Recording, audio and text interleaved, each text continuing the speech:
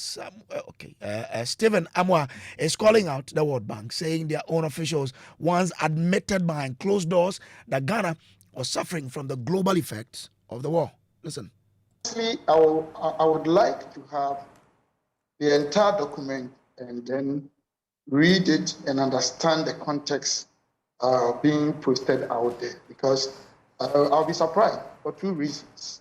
One, the World Bank, before this report, we had a report there. I need to look for it. I mean, I'm not even home now.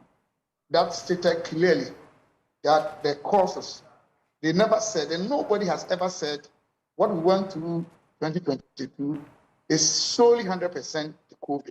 Nobody said that.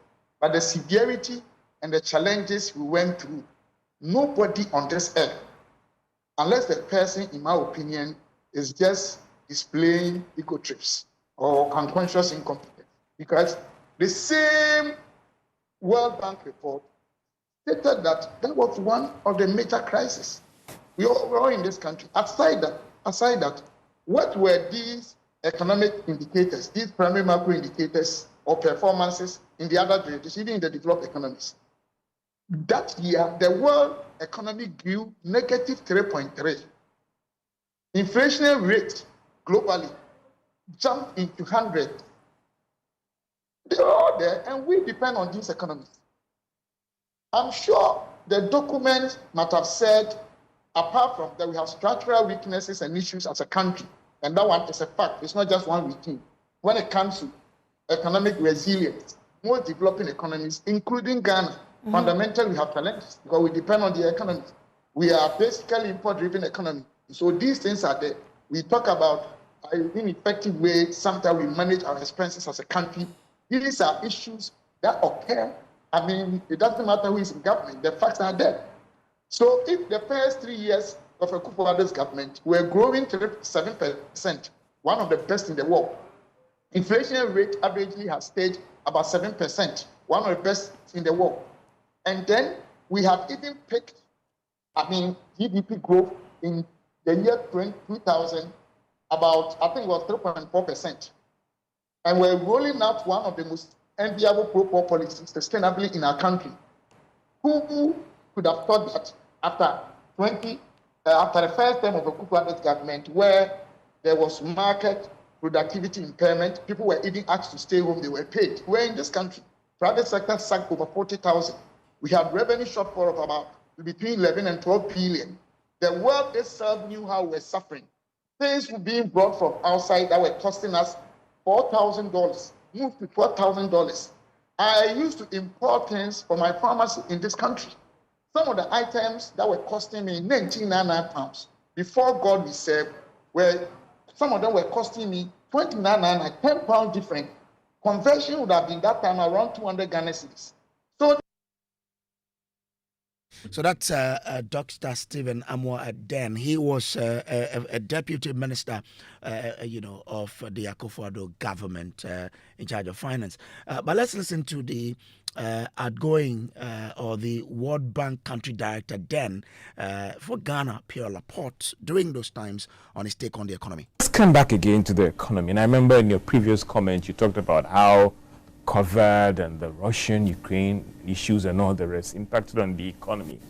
There are some who still argued and maintained that it was about the buffers were not there, and that if this economy was that robust and strong and growing, this blip which affected several economies in Africa wouldn't have left this economy in this shape. What do you say about that? To some extent, yes. I'll give an example. As Ghana's debt was increasing, you were taking more expensive debts because you were borrowing from international markets, which are more expensive than constitutional debt from us, from IMF, from BFDB. At the same time, when government has a social program, every government every year does a budget. You want to build more roads, you want to build more schools, you want to build more hospitals, but you need revenue to do it. Just like home, you want to spend, but you get your salary and you spend.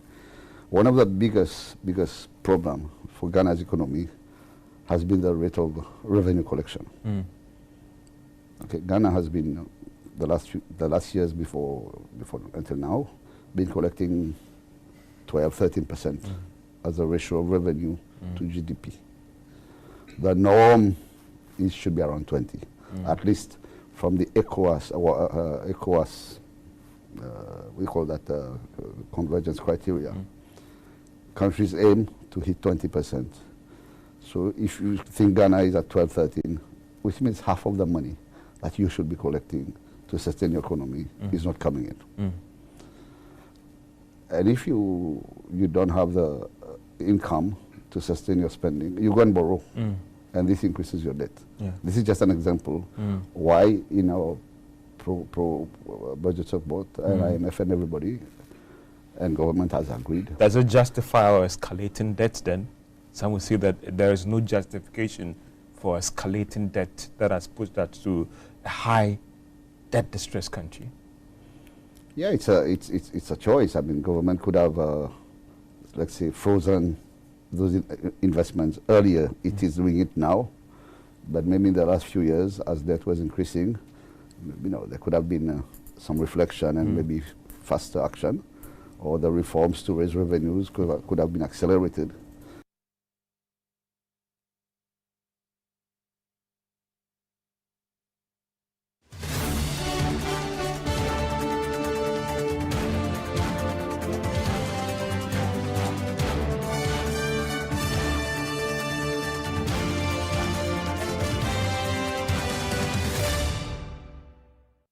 This is Top Story, brought to you always by Telecel Connecting Energies and also by Shield Pension Trust, into the future with you. Now, let's bring in Professor Bokping, Godfrey Bokping. He is an economist with the University of Ghana Business School. Prof, I'm grateful to you for joining us here. Now, if the World Bank is right, doesn't it then expose years of, mismanagement and structural deficiencies under successive government, not just the Akufo-Addo government alone? Well, thank you very much, and good evening to you and our cherished listeners. Yes, I mean, the World Bank is right. I think, my considered view, we have moved on. This is a settled matter because we had affirmed this position time and again since actually the third quarter of 2021 when we saw the vulnerability.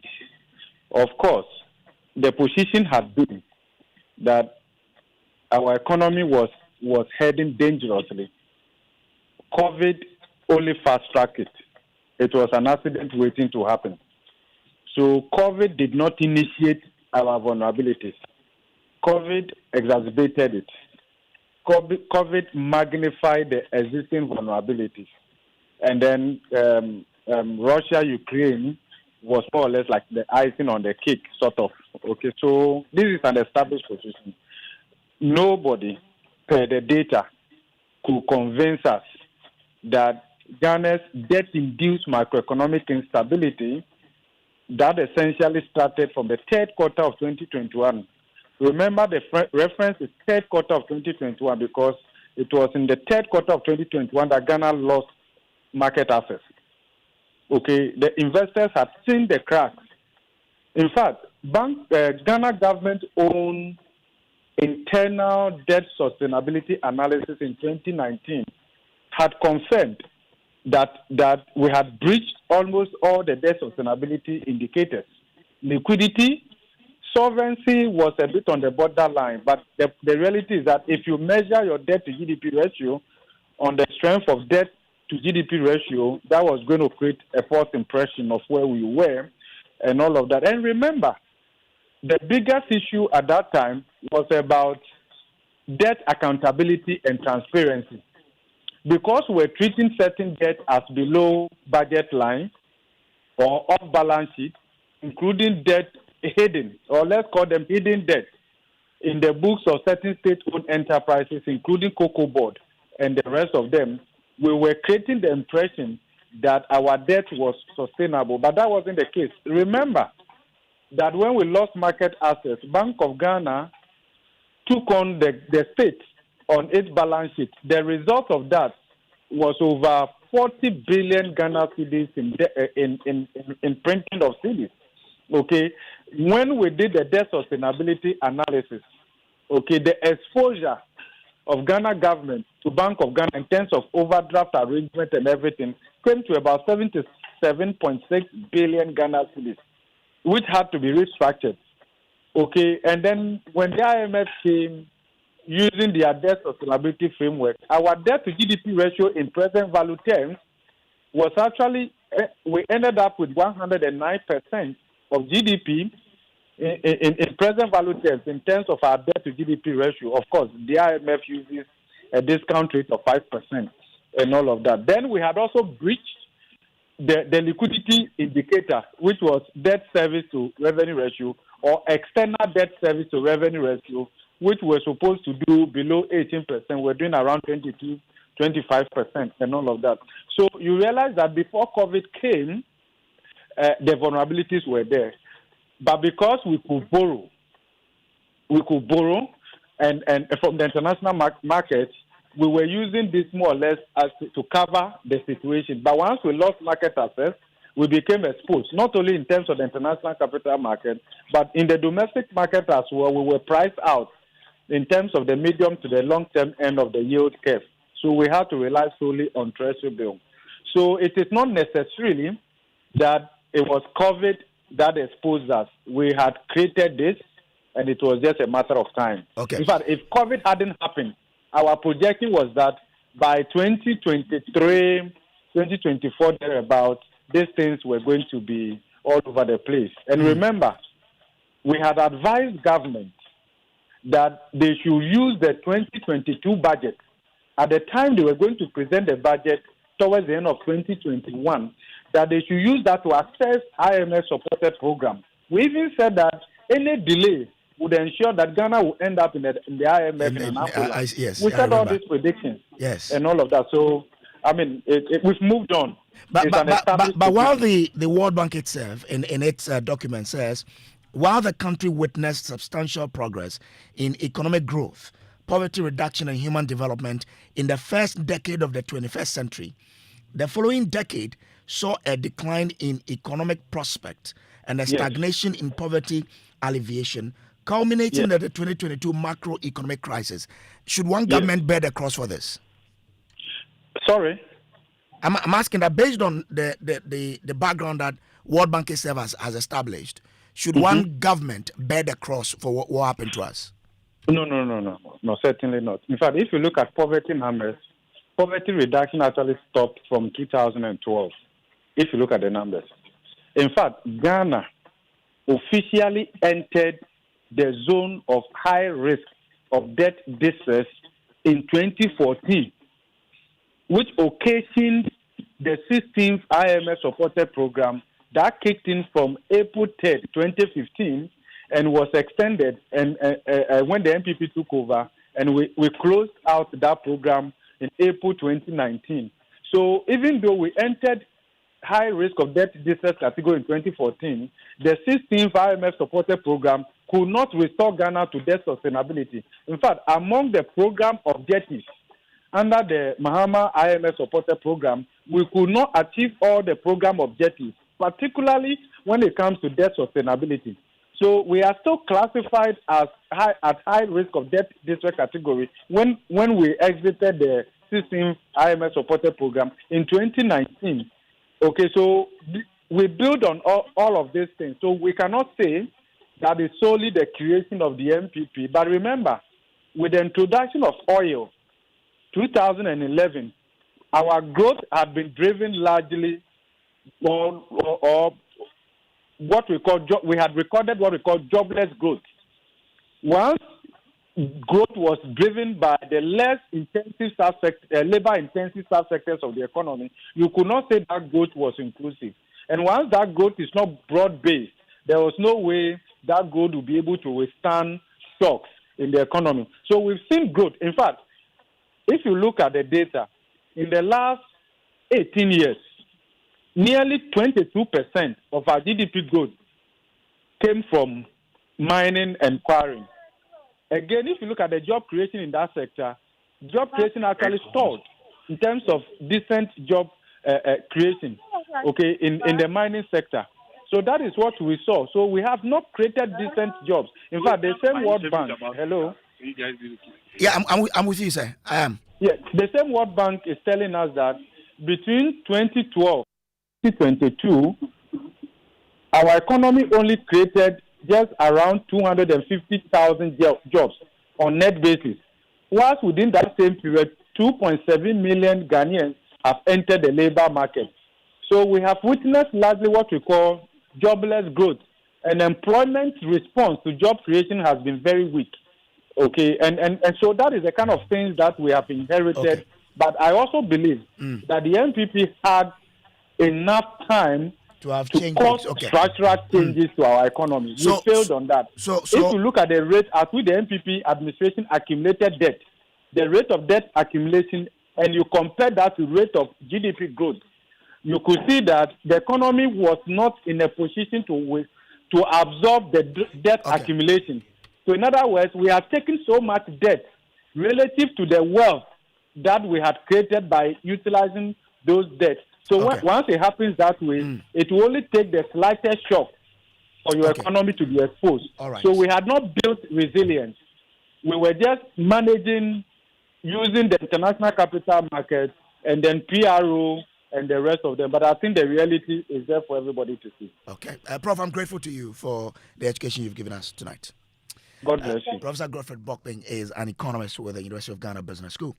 Now, away from that into another breaking story or developing story, the Electricity Company of Ghana says it has traced all its missing containers and successfully retrieved more than 1,000 from the port. The development is being described as a major step towards resolving the logistical challenge that slowed the company's operations in recent months. Updating Parliament's Energy Committee, Acting Managing Director, Engineer Julius Bekpena explained that ECG has made significant progress since May when several containers could not be accounted for. Now, the company has since moved over 1,000 containers to 8 warehouses and is working to ensure none goes missing again. Now, he also noted that the ECG has intensified effort to stabilize power supply. While outages have not been completely eliminated, the company says the situation has improved. Listen to him. So far, we moved over 1,000 containers. Again, when we met in May, the news was that we couldn't trace a lot of our containers. I'm happy to say that we have traced all our containers and we started moving them from the port. We have also taken steps to address issues around procurement.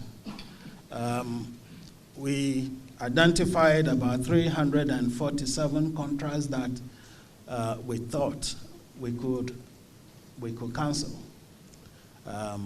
so that we reduce liabilities for ECG and for the government. And the board approved 202 for outright termination, and the rest we are working on them, doing additional due diligence to make sure that we can get out of them. Those that we can terminate, we will terminate them.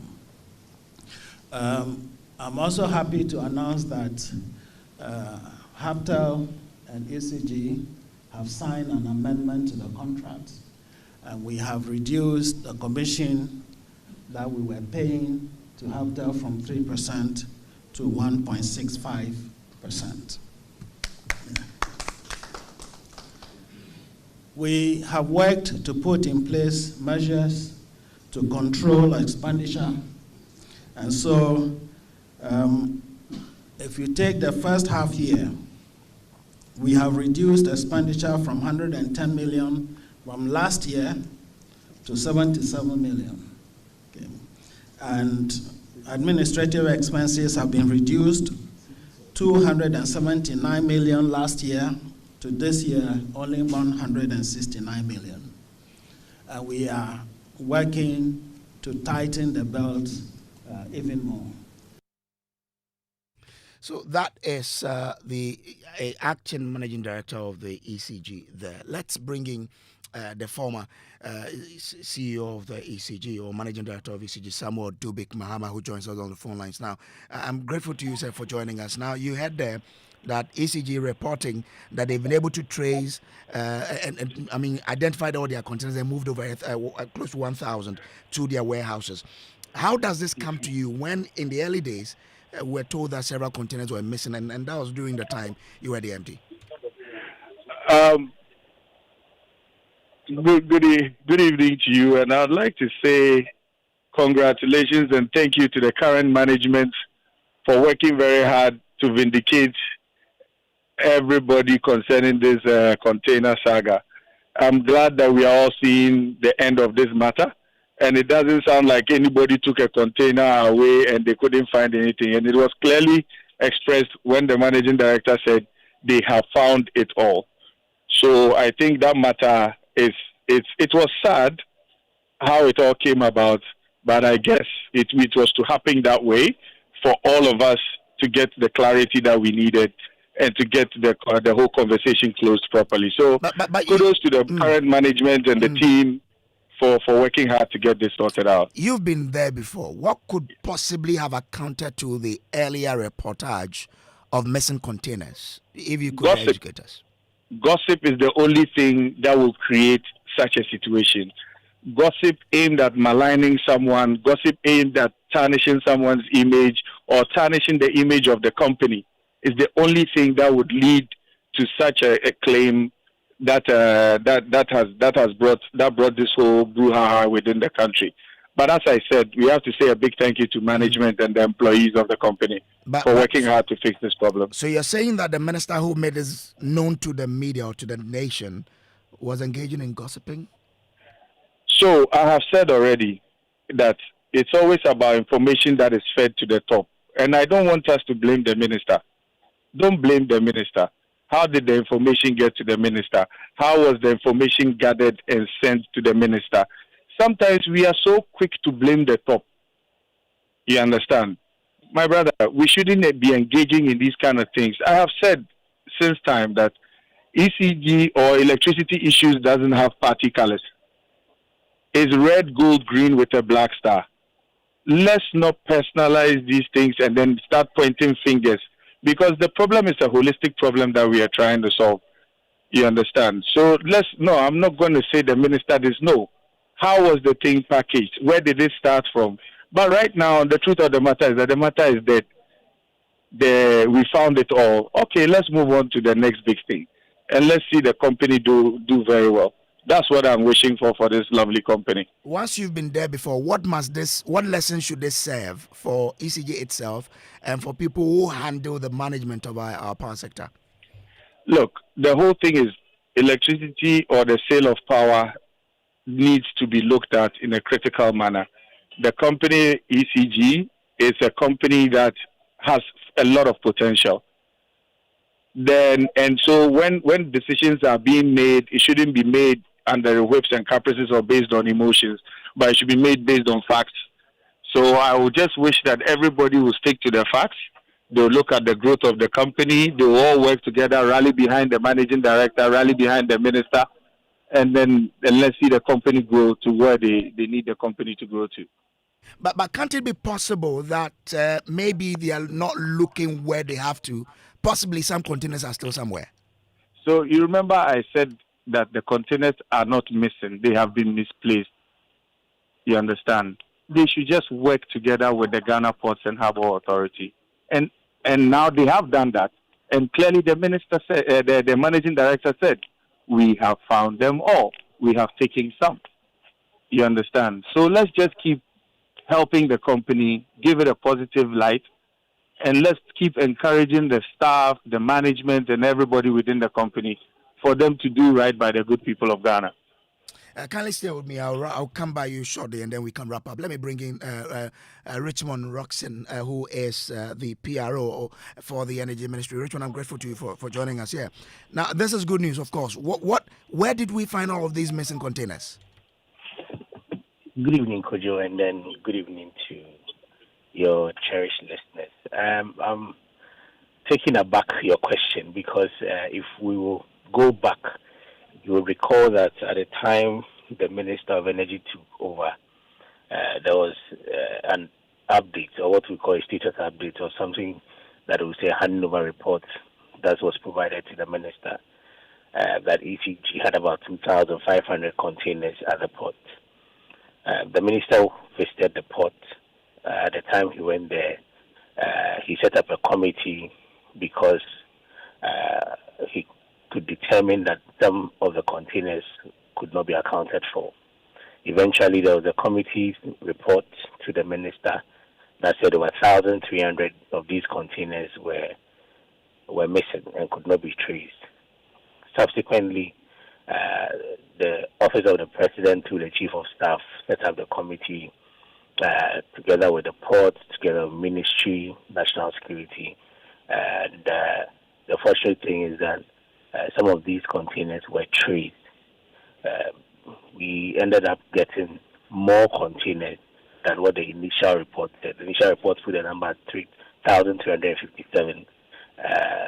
The report was that over 2,600 and these containers had not been had been traced, and that we had even found containers at the port that were not included in the original list.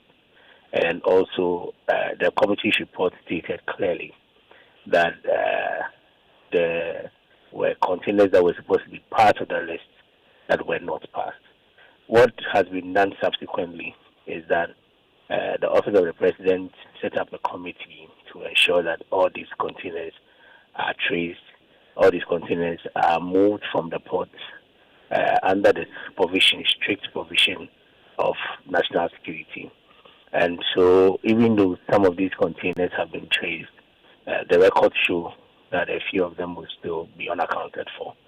The exercise is still ongoing. The evacuation is being done, and subsequently when it's done and the final report is released, I'm sure that government will share it. Okay, so what it means is that you haven't been able to trace all the missing containers? No. What the exercise is still ongoing. What had been traced by the committee was 2,657. And like I mentioned earlier, some of the inventory that we had, containers were found that were not on that inventory.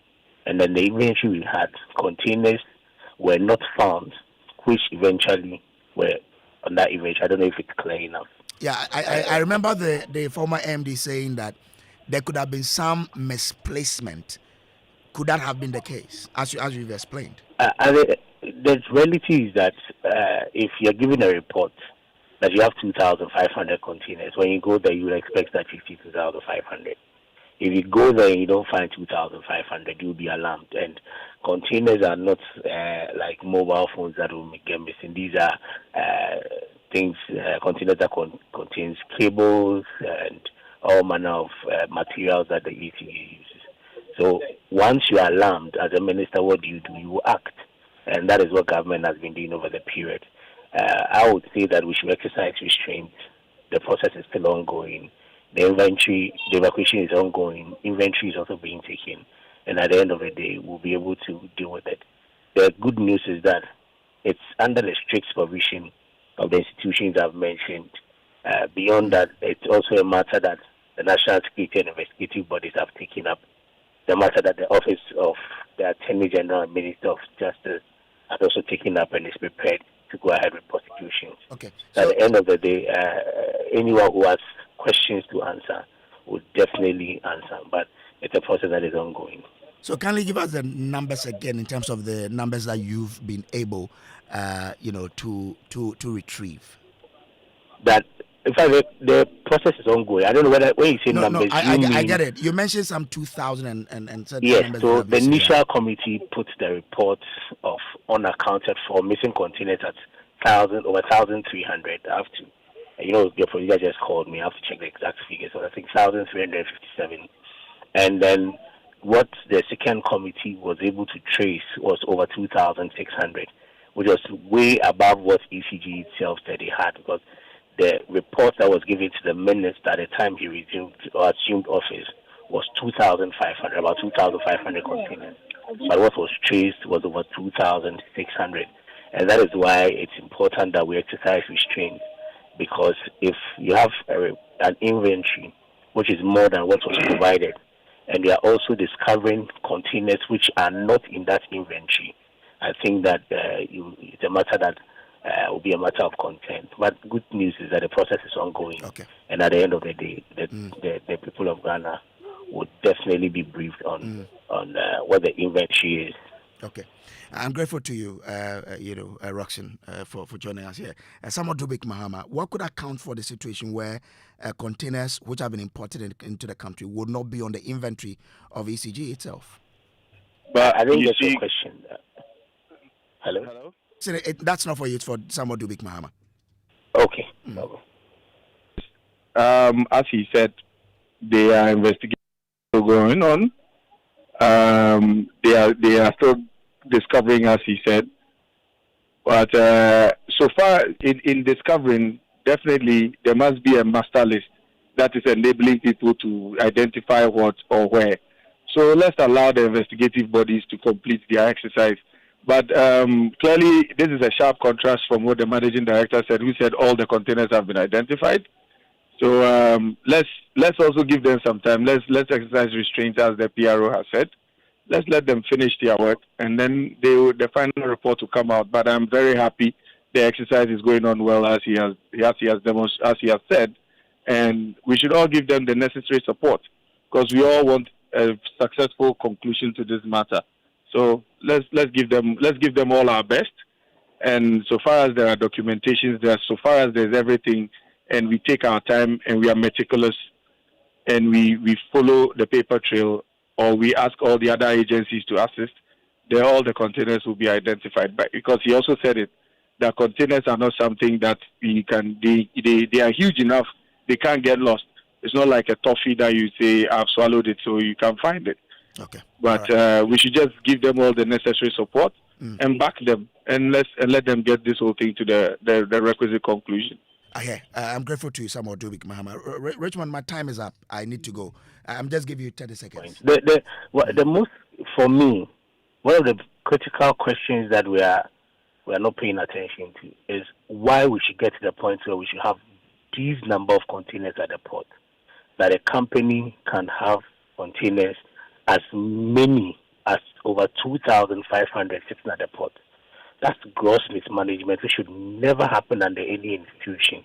And as we move forward, that is why the government has put in place measures and reforms to ensure that ECG only procures material things that they need. Okay. And also the procurement policy changes. Okay. We don't have to go through the process where once they bring the goods to the port, they come and claim money, but they should be able to deliver the goods to ECG's warehouse before payment is made. And that is a very important point, that we should be looking at the procurement processes and practices of government institutions. Okay. All right, Richmond, I'm grateful to you for joining us here. This has been Top Story, brought to you by Telecel, Connecting Energies, and Shield Pension Trust. Now, tomorrow on News File, they're looking at clean water and clean politics. Hashtag Stop Galamsey. Now our rivers are dying, crops poisoned as illegal miners threaten national infrastructure. 1,400 arrests. Declaration of security zones enough? That's a question they will be exploring. Also, NPP hits the street, accuses government of harassment in selective justice. Genuine outrage for accountability? That's a question that Samson Ladi Ayanene and his guest will be exploring tomorrow. Up next is Ghana Connect. And Ghana Connect is hosted by, I'll just be quiet because we're soon going to be getting a lawyer